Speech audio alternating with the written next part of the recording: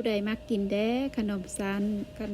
ก็มีหลายสูตรหลายอันนี่ก็จะมาเฮ็ดอีกสูตรหนึ่งที่ว่าเหนียวนุ่มข้ามคืนและกระหอมหวานมันไผๆก็สามารถเฮ็ดได้วันนี้ก็จะมาแบ่งปันสูตรเบิ่งกันเลยว่ามีหยังแดใส่น้ำลงไป1จอกแล้วเอาใบเตยล้างทำความสะอาดแล้วเอาลงมาใส่แล้วต้มไปจนกินใบเตยออกแล้วก็เอาน้ำตาลมาใส่1จอกใส่เกลือไปน้อยนึงแล้วเอาบ่วงคนๆจนน้ำตาลละลายดีแล้วก็มอดไฟ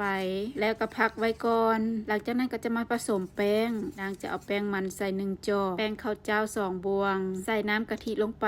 300 ml จากนั้นก็เอาไม้มาค้นจนแป้งละลายดีบ่ให้แป้งเป็นก้อนเป็นเม็ดสูตรนี้จะบ่ใส่มือนวดแต่ว่าใส่ไม้ค้นหรือว่าแนวตีไข่แบบนี้มาตีจนแป้งแตกออกจากกันแล้วเอาน้ำที่ต้มใบเตยและน้ำตาลลงมาใส่โดยที่บ่ต้องท่าให้น้ำเย็นก่อนใส่ตอนน้ำเย็นหรือว่าน้ำอุ่นก็ได้น้ำที่ต้มแล้วจะได้1จอกเอาลงมาใส่แล้วก็คนไวๆจนแป้งแตกออกจากกันจากที่ได้แป้งแล้วนางก็จะมาแบ่งแป้งออกเป็น2ส่วน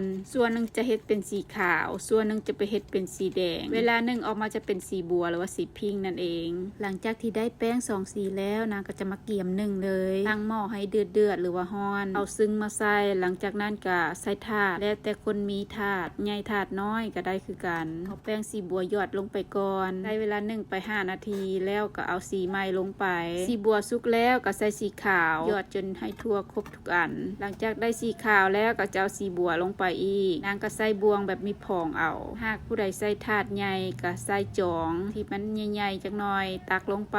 แป้งให้มันทอกันเนาะก็เอาหลังจากตักแป้งลงไปแล้วก็ปาไว้ 4-5 นาทีก่อนจะเอาฝาหม้อมาปิดก็เช็ดน้ำออกพร้อมเพราะว่าน้ำจะหยอดใส่หน้าขนมของเฮาจะเฮ็ดให้ขนมบ่งามนางก็จะเฮ็ดวนไป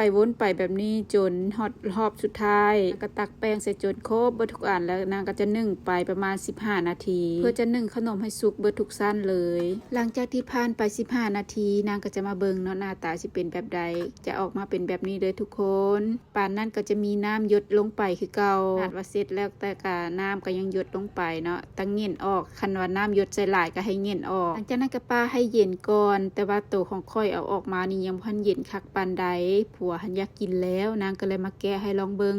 แต่ก็แกะได้อยู่แต่ว่ามันอยากเหนียวเกินไปเพราะว่ายังฮ้อนอยู่เด้แต่เวลาจิกแป้งออกจากกันหันนุ่มๆได้ทุกคนแซ่บรสชาติหันพรีแซ่บเลยแกะให้ผัวหัน5อันยังเหลืออันเดียวพอปูแล้วก็เอาไป2อันแม่ย่าแล้วก็เอาอันนึงทานซาวก็เอาไป2อันยังเหลืออยู่3อันนางก็เอาเข้าตู้เย็นจะลองนะว่ายังนุ่มคือเก่าบ่แต่ก็ความแข็งก็จะแข็งขึ้นมาหน่อยนึงเพราะว่าความเย็นจะเฮ็ดให้แป้งแข็งขึ้นมาอยู่แล้วเนาะแต่ใดๆก็คือสูตรนี้แป้งเหนียวนุ่มขนาดเลยบ่เละเกินไปบ่แข็งเกินไปพอดีแซ่บเลยถ้าหากคลิปนี้มีประโยชน์ก็ขอให้ทุกคนกดไลค์กดแชร์กดติดตามเพื่อเป็นกำลังใจให้สาวลาวในต่างแดนเด้อขอขอบใจทุกคนสบายดีสาวลาวสบายดี